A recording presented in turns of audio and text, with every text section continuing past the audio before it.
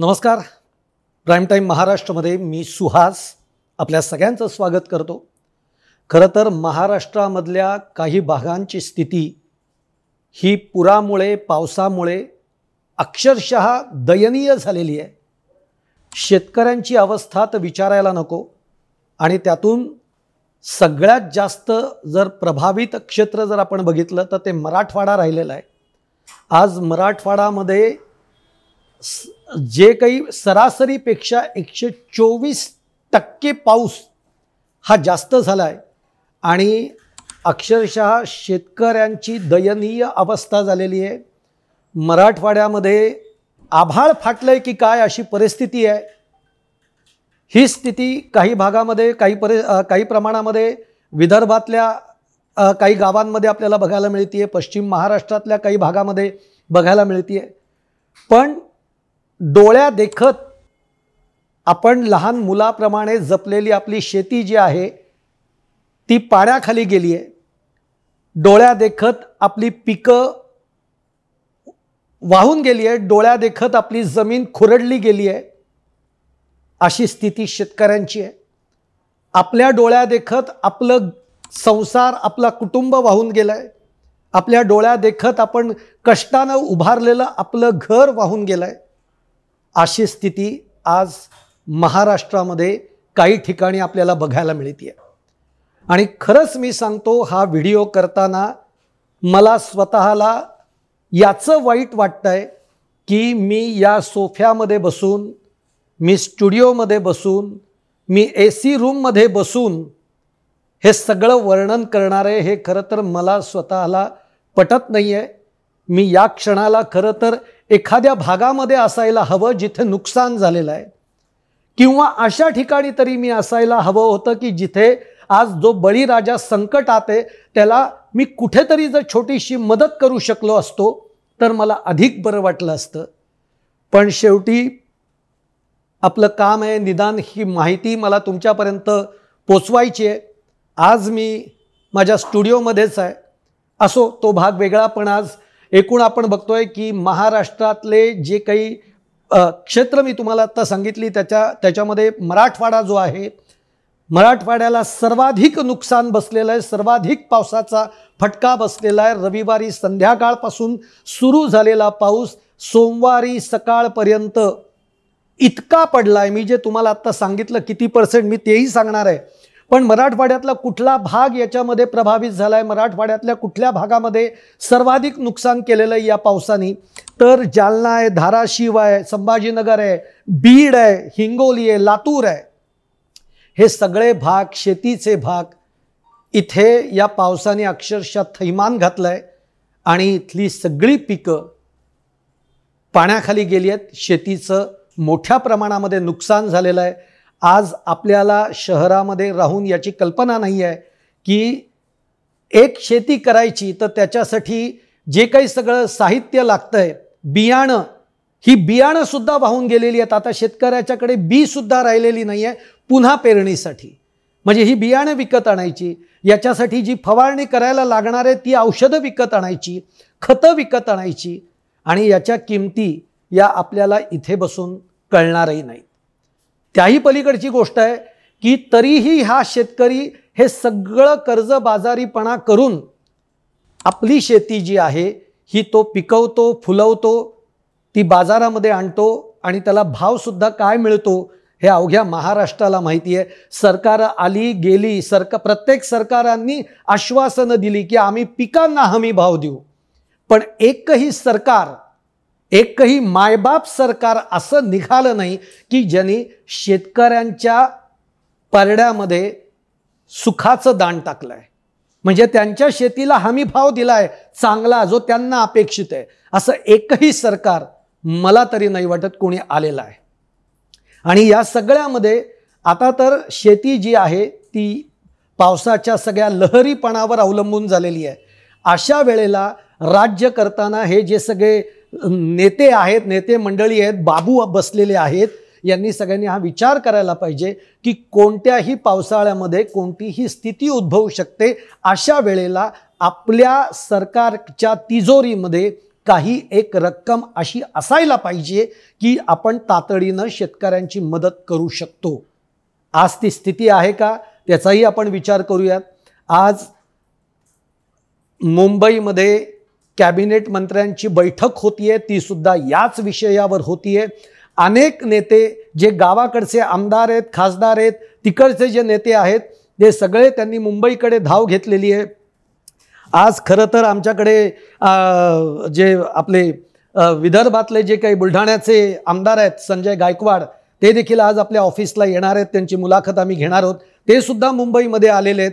कारण बुलढाण्याची देखील जी स्थिती आहे ती सुद्धा गंभीर आहे. मी मगाशी मराठवाड्याचं फक्त बोललो, विदर्भामध्ये सुद्धा अनेक भाग, वाशिम, वर्धा, बुलढाणा, जळगाव, हे जे सगळे भाग आहेत, खानदेशामधला हा भाग येतो, हे सुद्धा इथं सुद्धा खूप मोठ्या प्रमाणामध्ये नुकसान झालेलं आहे. सोलापूरला खूप मोठ्या प्रमाणामध्ये पावसाचा फटका बसलेला आहे. तो किती बसला हे सांगितलं, पण मराठवाड्यामध्ये सगळ्यात जास्त नुकसान हे मराठवाड्यामध्ये झालंय. पैठणमध्ये 200 मिलीमीटर पाऊस हा 5 तासामध्ये झालेला आहे. भूममध्ये 115 मिलीमीटर पाऊस हा 4 तासामध्ये झालेला आहे. पाचोळ्यामध्ये 110 मिलीमीटर पाऊस 2 तासामध्ये झालेला आहे. म्हणजे पावसाचं प्रमाण बघा की किती मोठ्या प्रमाणावर जणू आभाळ फाटलंय अशी स्थिती आहे. मराठवाड्याचा विचार केला तर 5320 गावांमध्ये पिकांचं नुकसान झालेलं आहे. आणि विदर्भामध्ये जर बघितलं तर 3630 हेक्टर जमिनीवर पिकांचं नुकसान झालेलं आहे. ही आकडेवारी सांगतेय. त्यातून दावणीला बांधलेली जी जनावरं असतात ती जवळपास 55 जनावरं ही मराठवाड्यामध्ये वाहून गेलेली आहेत, मृत्युमुखी पडलेली आहेत. त्याचप्रमाणे 5 जणांचा मृत्यूसुद्धा झाला आहे. अशी हाहाकार उडवून देणारी स्थिती ही मराठवाड्यामधली आपण बघतोय. आणि या सगळ्यामध्ये आता हा शेतकरी जो आहे तो फक्त एकच मागणी या मायबाप सरकारकडे करतोय की मायबाप सरकार आता तरी आमच्याकडे लक्ष द्या आणि ओला दुष्काळ जाहीर करा, ही मागणी हा सरकार करतोय. या सगळ्यामध्ये आपण जर विचार केला तर पिकांचं मोठ्या प्रमाणामध्ये नुकसान झालंय. त्याच्यामध्ये सोयाबीन आहे, त्याच्यामध्ये कापूस आहे. आमचे बुलढाण्याचे जे प्रतिनिधी आहेत ते सुद्धा आज ऑफिसला आलेले आहेत आणि मी त्यांच्याशी मगाशी बोलत होतो. शिवाजी मामणकर म्हणून आमचे प्रतिनिधी आहेत, त्यांच्याशी मी बोलत होतो. काय स्थिती आहे बाबा बुलढाण्याची, कसं आहे, आपण शहरात बसून कळत नाही, पण शेतकरी आपल्याला वाटतं की शेतकऱ्याचं काय मजा आहे, त्याला कर्जमाफी होतीये, त्याला अमुक वीज मोफत मिळतीये. ही स्थिती नाही आहे. शेतकऱ्याची स्थिती जर आपण खोलवर जर का विचार केला तर यापेक्षाही गंभीर स्थिती ही शेतकऱ्याची आपल्याला बघायला मिळते. आणि हे सगळ्याची जाण ठेवून आज एक व्हिडिओ सुद्धा जो आहे तो खूप व्हायरल झाला. त्याच्यावर सुद्धा माझी जी सहकारी आहे गौरी, तिने सुद्धा त्याच्यावर एक व्हिडिओ केलेला आहे. ते म्हणजे खासदार ओमराजे निंबाळकर आहेत, त्यांचा तो व्हिडिओ आहे माझ्या मते, की छाती इतकं पाणी आहे. या छाती इतक्या पाण्यामध्ये स्वतः ओमराजे निंबाळकर उतरले आणि जे कुटुंब त्या पाण्यामध्ये अडकलेलं होतं, म्हणजे आता सगळी रेस्क्यू टीम जी आहे ती सगळीकडे कार्यरत आहे. जे कोणी पुराच्या पाण्यामध्ये अडकलेले आहेत, गावच्या गावं पुराच्या वेढ्यामध्ये आहेत, अनेक गावांचा संपर्क तुटलेला आहे. अशा वेळी आता सरकारी पातळीवर जी काही सगळी मदत असते, यंत्रणा असते, ती कार्यरत झालेली आहे. आणि अशा स्थितीमध्ये एक कुटुंब जे आहे धाराशिवमध्ये, ते जवळपास 16 तासापासून एका ठिकाणी अडकलेलं होतं आणि त्याला रेस्क्यू करण्यासाठी जेव्हा टीम गेली त्यांच्याबरोबर ओमराजे निंबाळकर गेले आणि त्यांनी कशाचाही आपल्या जीवाचा सुद्धा विचार केला नाही. तुम्ही तो व्हिडिओ बघा, त्या पाण्याचा प्रवाह बघा आणि त्याच्यामध्ये ओमराजे निंबाळकर उतरून त्या कुटुंबाला वाचवतायत, रेस्क्यू टीम बरोबर ते मदत करतायत. हा व्हिडिओ सुद्धा महाराष्ट्रानं पाहिलेला आहे. खरं तर ओमराजे निंबाळकरांचं जेवढं कौतुक आपण करावं तेवढं कमी आहे आणि आमच्याकडनंही आम्ही ओमराजे निंबाळकरांचं कौतुकच करतो. याच्यावर माझ्या मते बाळा नांदगावकर आहेत मनसेचे, हे ओमराजे निंबाळकर जे आहेत ते ठाकरे गटाच्या शिवसेनेचे आहेत. आणि आपल्याला कायम आपण बघत आलेलो आहे की शिवसेना जी आहे ती अशा कायम परिस्थितीमध्ये जेव्हा जेव्हा महाराष्ट्रावर कुठलं संकट ओढवतं, मग कोरोनाचा काळ देखील तुम्ही आठवून बघा, या सगळ्या काळामध्ये शिवसैनिक जो आहे तो रस्त्यावर उतरला, त्यांनी मदत केलेली आहे आणि त्याचा प्रत्यय हा सुद्धा आज आपल्याला ओमराजेंच्या निमित्ताने येतो. ओमराजे खासदार आहेत, कुठेही खासदार आहोत आपण आणि आपला ताफा आहे हे कुठेही न विचार करता ओमराजेंनी हे सगळं केलंय. बाळा नांदगावकरांनी त्यांचं कौतुक केलंय. हा आमचा कोहिनूर हिरा आहे असं बाळा नांदगावकर म्हणालेले आहेत. हे सगळं असताना आता फक्त आपल्याला ओमराजे निंबाळकरांच्या बद्दल बोलणार नाही, अनेक नेते आहेत याच्यामध्ये. जयकुमार गोरे सुद्धा आहेत. जयकुमार गोरे हे सलाईनवर होते, म्हणजे त्यांना सलाईन लावलं गेलं होतं, ते आजारी आहेत. त्यांनी त्याही स्थितीमध्ये आपलं सगळं सलाईन वगैरे काढून ते शेतकऱ्यांच्या बांधावर पोचले. शेतकऱ्यांची आत्ताची स्थिती काय आहे, त्यांचे प्रश्न काय आहेत, त्यांची मागणी काय आहे हे जाणून घेण्याचा प्रयत्न जयकुमार गोरे यांनी केलेला आहे. याचबरोबर आता अनेक ठिकाणावरनं प्रतिक्रिया सुद्धा येत आहेत, राजकीय नेत्यांच्या प्रतिक्रिया येतात. त्याच्यामध्ये सगळ्यात महत्त्वाची प्रतिक्रिया आहे ती शरद पवारांची.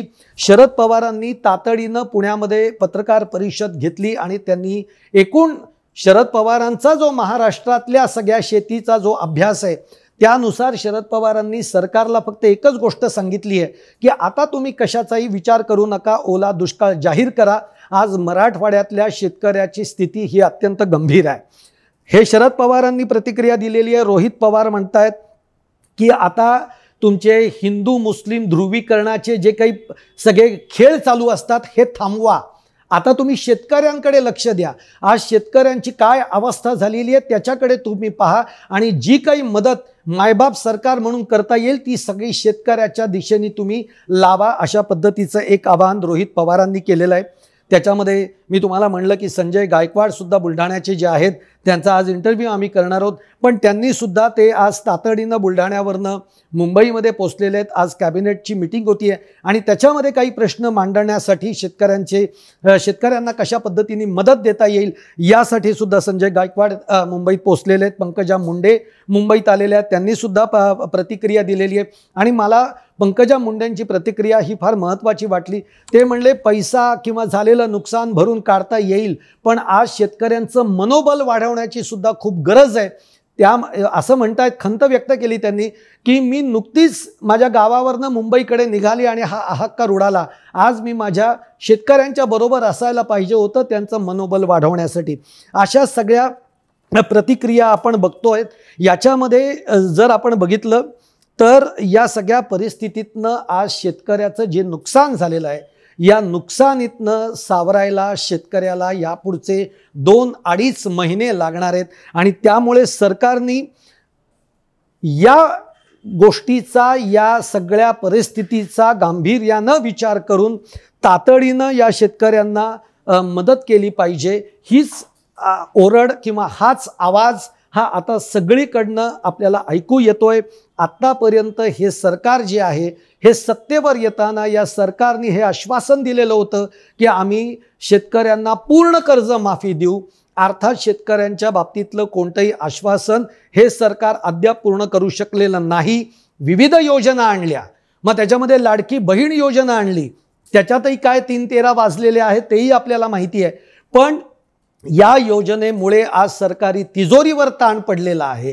अशा स्थितीमध्ये आज हे सगळं आभाळ कोसळल्यासारखी स्थिती शेतकऱ्यांची आहे. याच्यातनं सरकार काय पद्धतीने मार्ग काढणार आहे हे फार महत्त्वाचं आहे. आत्तापर्यंत शेतकऱ्यांनी जेव्हा याच पावसाळ्यामध्ये जून महिन्यापासून हा पाऊस सुरू झाला आहे, ज्या ठिकाणी शेतकऱ्यांचं नुकसान झालं त्या ठिकाणी अजूनपर्यंत या सरकारकडनं पाहणी करण्यात आलेली नाही, या सरकारकडनं पंचनामे करण्यात आलेले नाहीत आणि आता कालच्या या पावसाने तर अक्षरशः हाहाकार उडवून दिलेला आहे. शेतकऱ्यांचं अतोनात नुकसान केलेलं आहे. या शेतकऱ्यांच्या समोर आता असा प्रश्न आहे की पुन्हा आपलं आयुष्य आपण कसं सुरू करायचं आणि ही सगळी स्थिती असताना आता राज्य सरकारची आज कॅबिनेट मंत्रिमंडळाची बैठक आहे.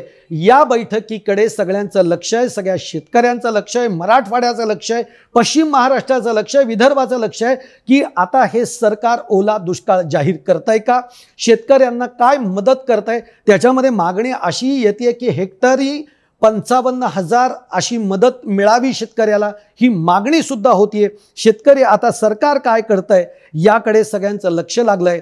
मला एक गोष्ट मात्र आठवतीये, ती मी इथे आवर्जून सांगतो आणि हा व्हिडिओ मी संपवणार आहे.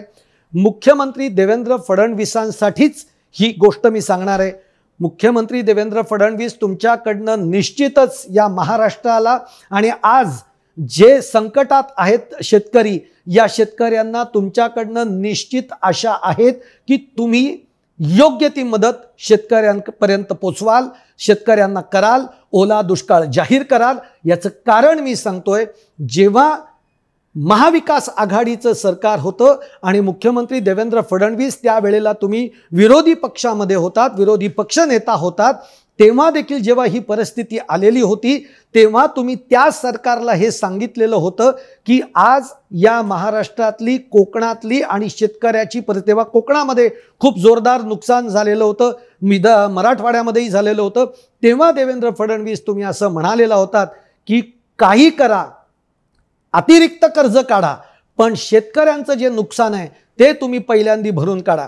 आणि देवेंद्र फडणवीसजी, तुम्हाला हे आठवतही असेल की त्यावेळच्या सरकारने काही प्रमाणात का होईना पण कर्ज माफी केलेली होती.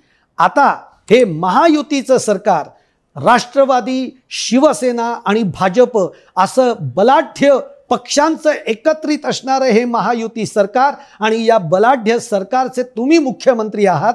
त्यामुळे निश्चित ही आशा बाळगायला हरकत नाही की तुम्ही या शेतकऱ्याला दिलासा द्याल, या शेतकऱ्यासाठी योग्य ती मदत निश्चित हे सरकार करेल आणि मराठवाड्यासाठी ओला दुष्काळ देखील जाहीर करेल. मग वेळ पडली, आज तिजोरीत पैसा आहे का नाही माहिती नाही, कारण तिजोरीमध्ये खडखडाट आहे, कारण अनेक प्रकारची विकास कामं सुरू आहेत. वेळ प्रसंगी ही विकास कामं थांबवा, तिथला निधी शेतकऱ्यांकडे वळवा, नसेल तसं होत तर अतिरिक्त कर्ज काढा, पण शेतकऱ्यांना सावरा. हेच या व्हिडिओच्या शेवटी मी विनम्रतेने मुख्यमंत्र्यांना आवाहन करीन, कारण आज आपल्या सगळ्यांना जो अन्न पुरवतोय तो बळीराजा संकटात आहे. त्याला संकटातनं बाहेर काढणं हे याच मायबाप सरकारचं काम आहे. तुम्हाला काय वाटतंय? तुम्हाला माझा हा व्हिडिओ आवडला तर लाईक करा, शेअर करा आणि आमचं चॅनल सबस्क्राईब केलं नसेल तर जरूर सबस्क्राईब करा. धन्यवाद.